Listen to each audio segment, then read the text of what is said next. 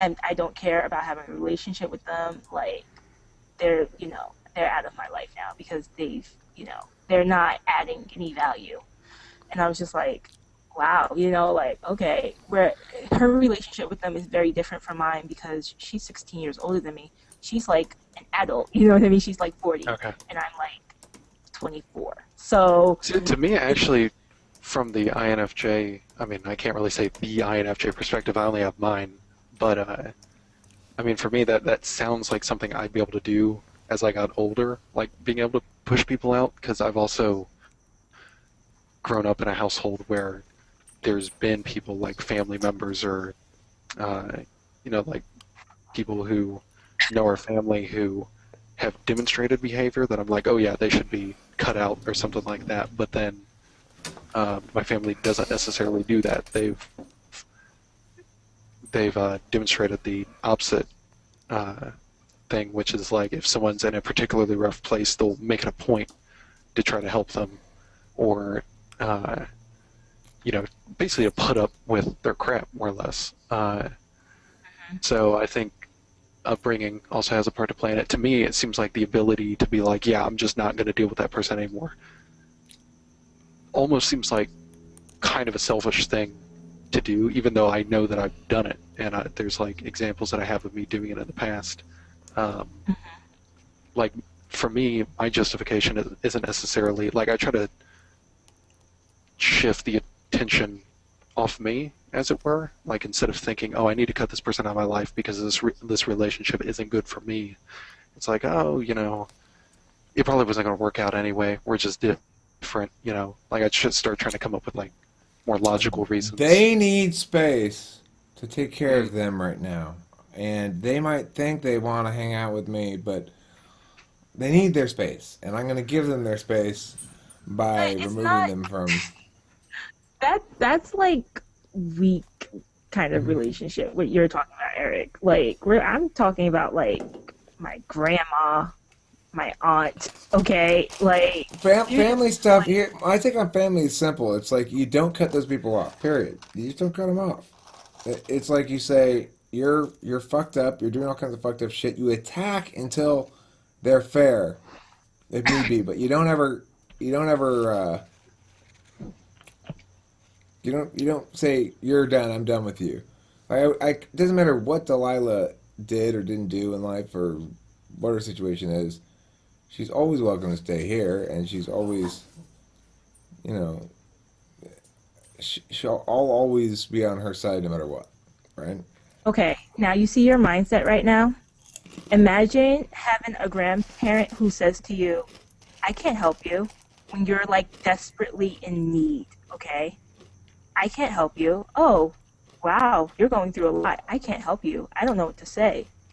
Like, yes, you can help me. You can listen to you can give me emotional support even if you don't have money, which she does. I mean, you know what I mean? You could still you have things to offer. You don't say to your grandchild, I can't help you. Like, you just don't I don't my grandmother is bitter old. She's a bitter old lady. So I don't know. But like my sister has now decided that, she doesn't want to have to deal with her at all. I mean, as far other people in my family as well. Like it's not just my grandmother, but that's I, just I think if it's a relationship like that, like, when it comes to more like acquaintances, there's even been people that I've called my friends who, in actuality, they're not necessarily my friends. Or But it's people, like they're vegetables he eats mostly.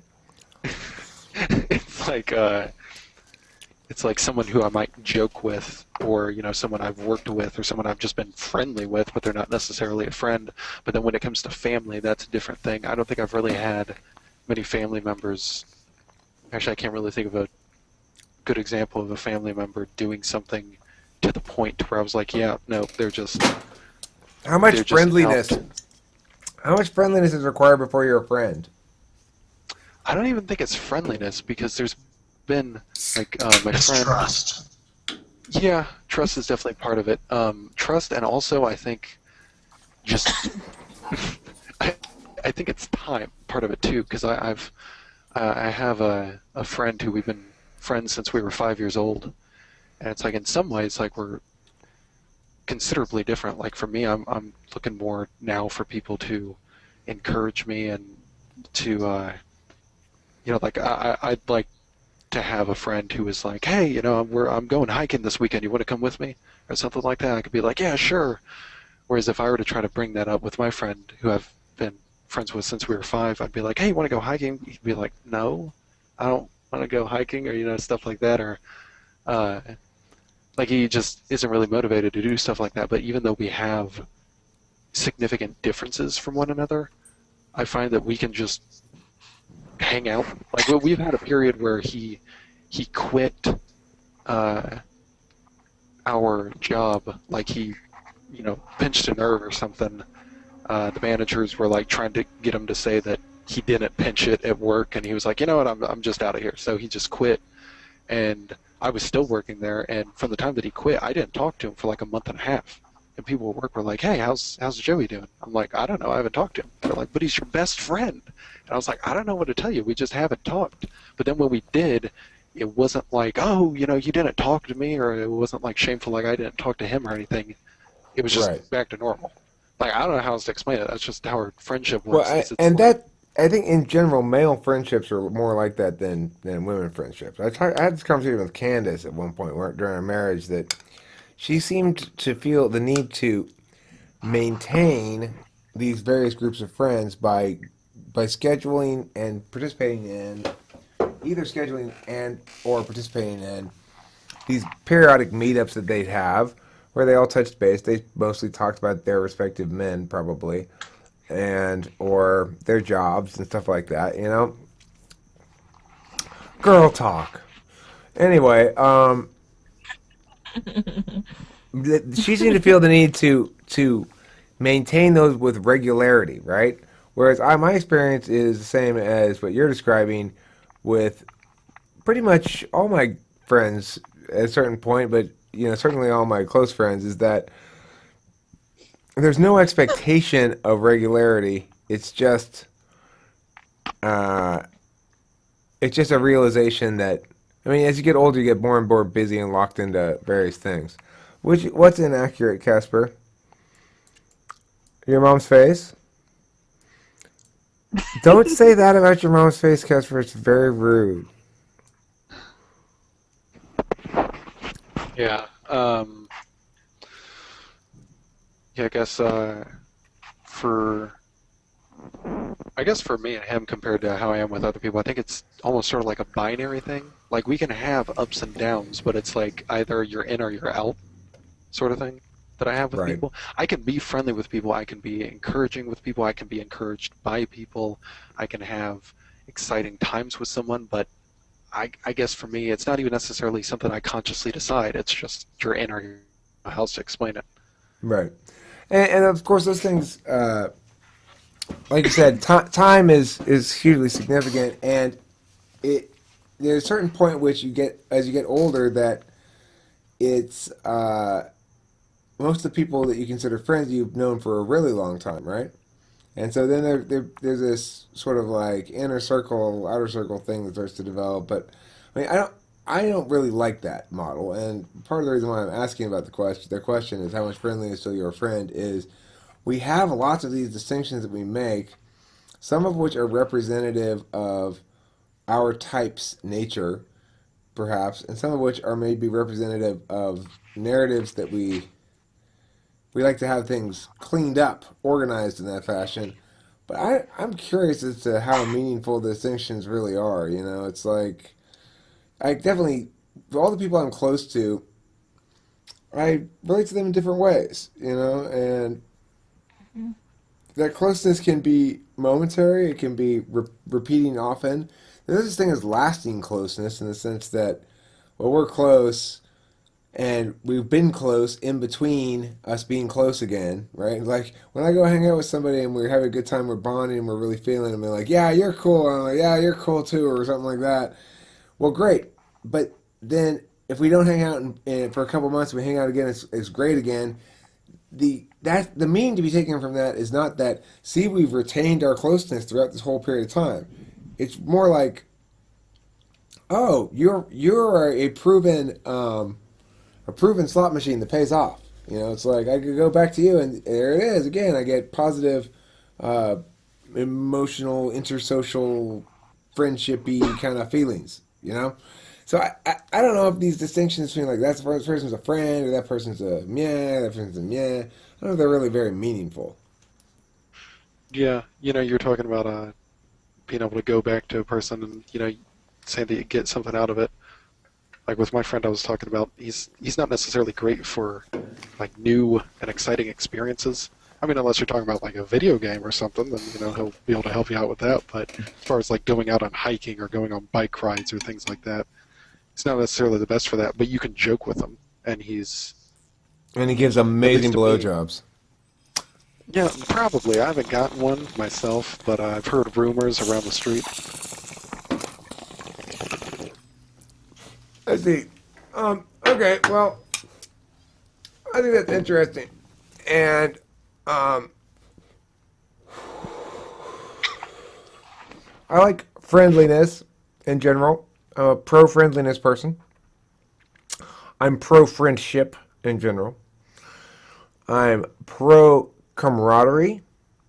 I'm also in favor of peerage. So that's the Hello, moral. comrade. I'm gonna start calling you my comrade now. That's not camaraderie. Well, actually, comrade is right. Comrade is different than thing? camaraderie. I just know they're spelled different. I Camaraderie is like CAM. But I think it's fair to say that comrades will experience camaraderie sometimes. At least it correlates at a higher strength than, say, people who hate each other.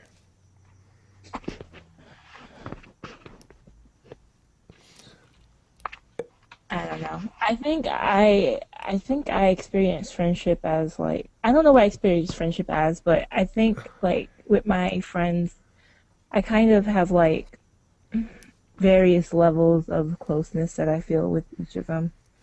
And then I have like different things that like I feel I can tell each of them. Like I can tell you about this aspect of my life, and I can tell you about this aspect of my life, and I can tell you about this other thing that I have going on.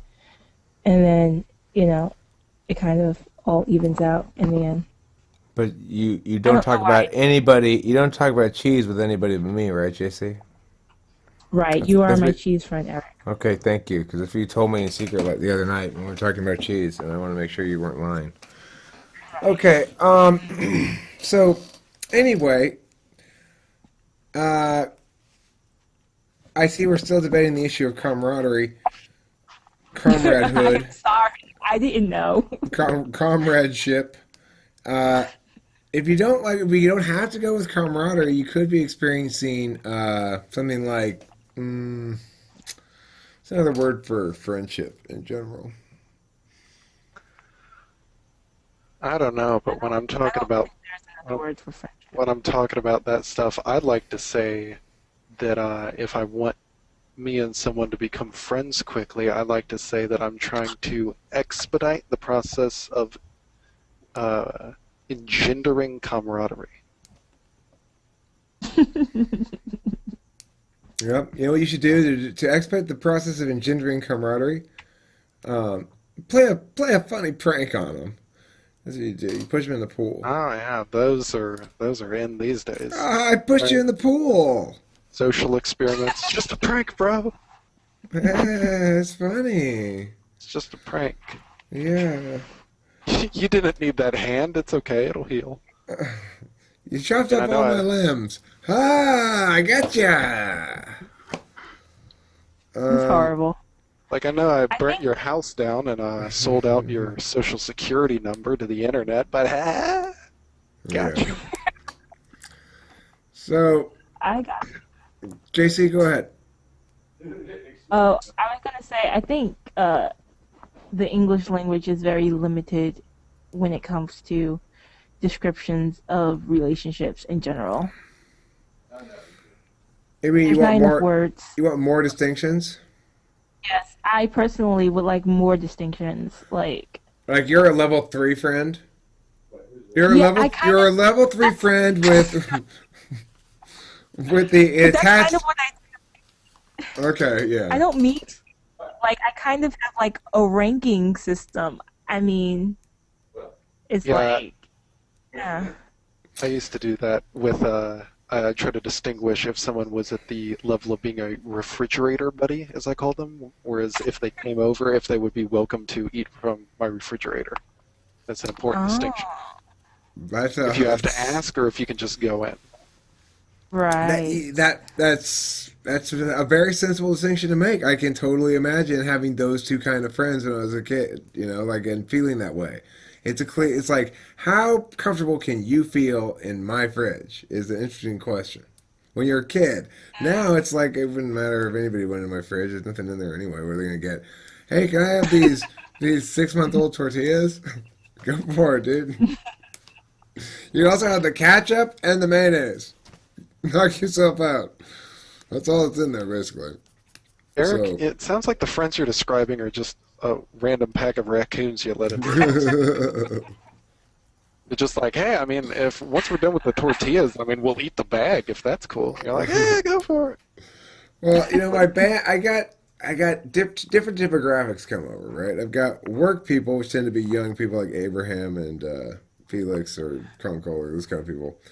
I've got band people. Those are either just Dave and Corey or the two young brothers, so they're young as well. And then sometimes I'll have like Candace come over or something like that, or you know. But for the most part, it's younger people who are here, and they seem to. I just tell them like, "Hey, I'm warning right up the front. Anticipate squalor if you go in there to use the bathroom or whatever." I mean, and everyone goes, "It's actually not that bad." I get that a lot.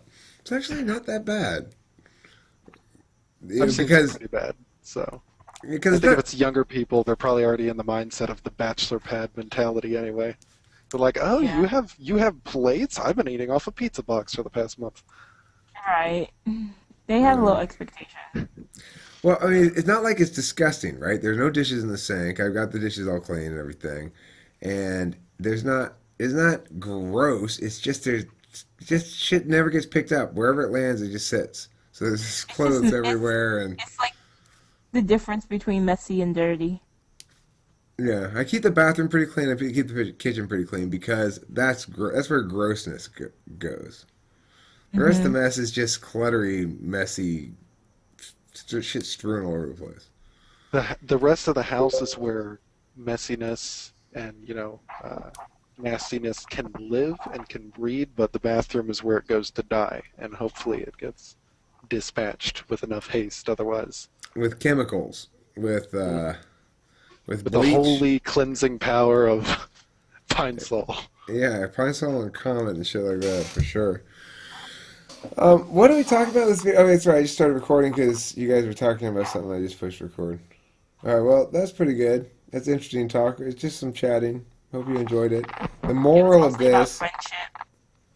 yes, the moral of this is that um, you need to check with JC and find out the level of friendship that you've attained before I making any mean, presumptions. you can do that. That's okay. I'm okay with that. If you really want to know, I mean, you That can come that's and ask. that's one of the morals. The other moral is in this episode, if you go to Ken's house, if you have to, if you're not sure, you're not a refrigerator buddy. Okay, assume you're not. Don't The don't don't walk in there rolling and presuming and just open that fridge. Okay, that's the other moral of the story. the other moral of the story is that you know, don't forget to eat plenty of cheese unless it's been in Eric's fridge, because you don't want to touch that cheese. My cheese was fine. I have it in this food right here. Actually, my cheese is fine. It's old. It's old as fuck, but it's still good. I looked at the date. It's still good, and it's that kind of sharp cheddar that it's aged anyway. So whatever. It was Do good you enough to put in respect the this. sanctity? Do you respect the sanctity of cheese more than other food items? Um, well, I respect the staying power. A lot of food items, I don't feel comfortable that it's still good. Even if it's dated, it's still good. If I've had it too long, I'm like, nah, it's too Personally, I'm old. not comfortable with newly bought sour cream. I'm like, you're barely even a food object. You're just poison. You need to. What do you mean? Newly bought sour cream is delicious. Well, because people in my house, they have this tendency to be like, oh, hey, butter, sour cream, whatever, I'll just leave it out. I'm like, you can't do that. You gotta put it away. You can leave out butter. You just can't leave out sour cream for sure. You can leave out butter, but it's annoying when I go to butter toast and it's just liquid in a tub. You know? I do. Ew. Thanks for watching Definitely Talking Thanks, savages. people. And the other moral of the story is don't leave out the goddamn sour cream, bitches.